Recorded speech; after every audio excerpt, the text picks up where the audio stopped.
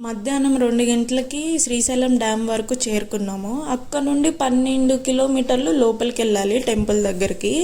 ఇక ఎండ ఎక్కువ ఉండడం వల్ల ఒక దగ్గర ఆగి 2 సోడాలు తీసుకున్నాము. ఒకటి వచ్చేసి లెమన్ సోడా, ఇంకోటి జీరా.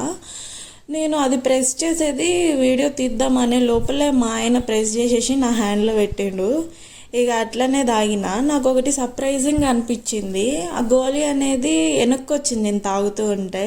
అలా ఎవరికైనా అయ్యిందా కమెంట్ చేయండి. ఇంకొక క్వశ్చన్ మీకు, ఇలా మనం ప్రెస్ చేసినప్పుడు ఆ గోలీ అనేది మిడిల్లోకి పోయి పడుతుంది కదా, అది మళ్ళీ ఎలా వెనక్కి వస్తుంది?